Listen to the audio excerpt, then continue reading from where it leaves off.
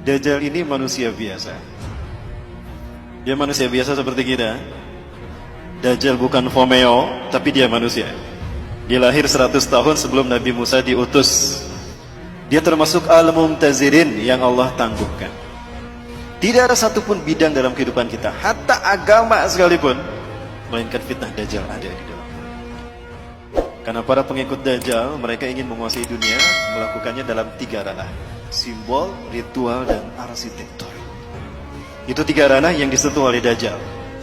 Maka 3 ranah ini tidak pernah terlepas dari sistem Dajjal: simbol, ritual, arsitektur. Ya, salah satu contoh ritualnya.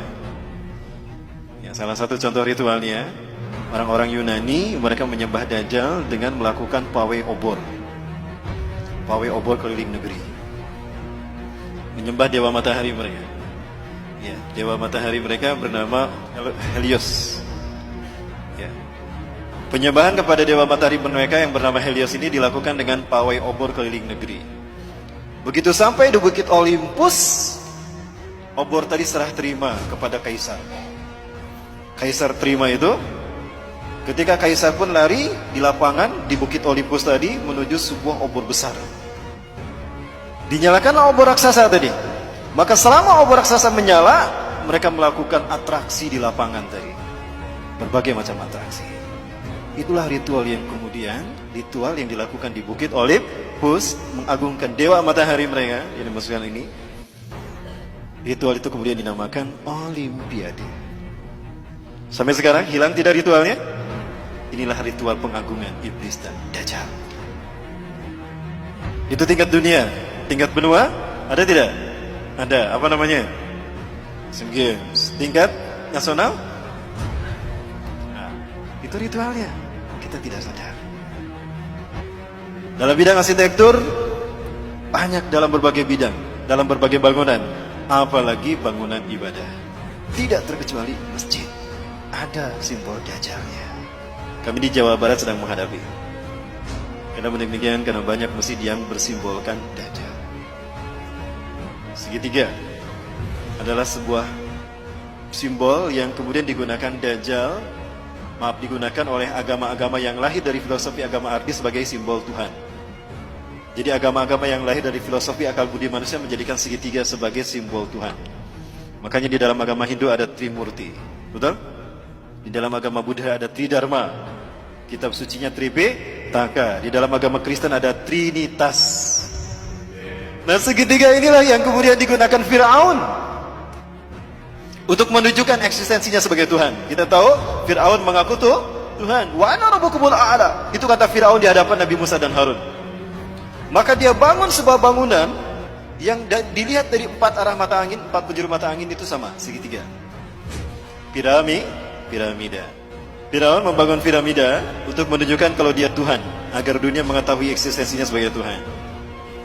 Dan yang diperbudak sebagai tukang batu saat itu adalah bangsa Yahudi. Tukang batu bahasa merekanya adalah mason.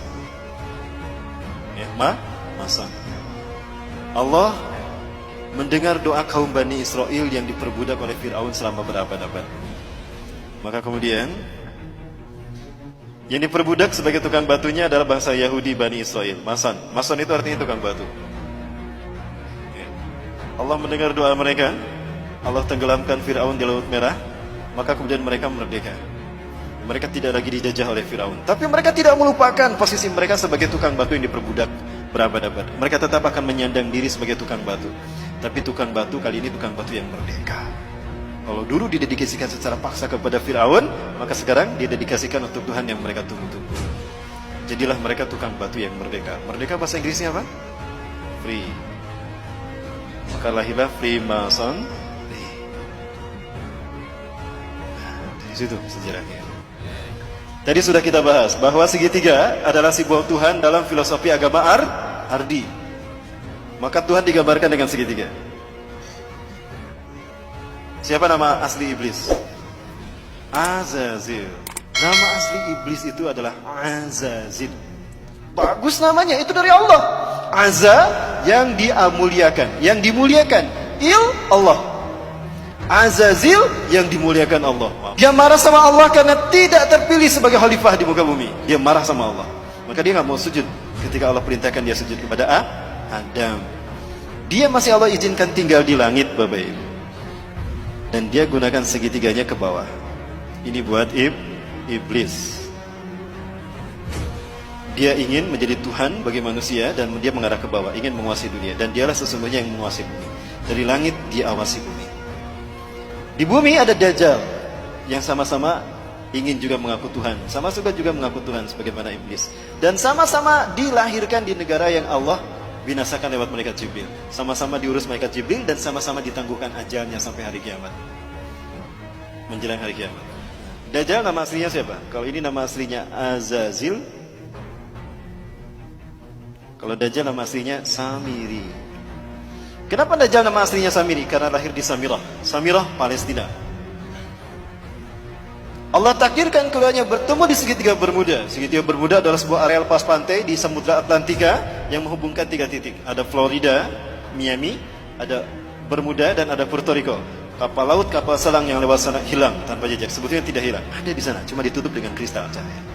Allah takdirkan mereka bertemu di segitiga Bermuda dan mereka menjadi dui tunggal, Tuhan yang satu tampak, yang satu dia tampak, mengaku Tuhan.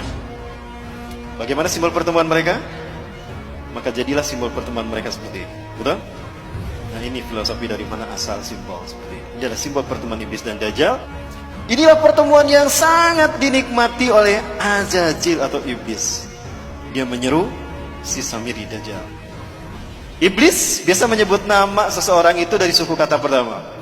Samiri dipanggil Sam. Apa kata iblis? Hari ini adalah hari yang aku tunggu-tunggu sejak aku diturunkan dari surga ke dunia, di mana aku dipertemukan dengan saudara kembarku.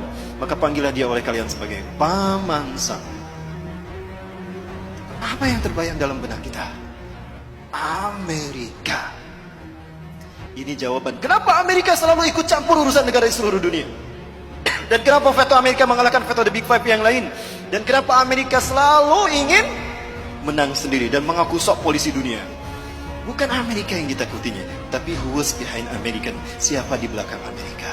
Siapa di belakang Amerika? Lihat set plan tata kota Amerika.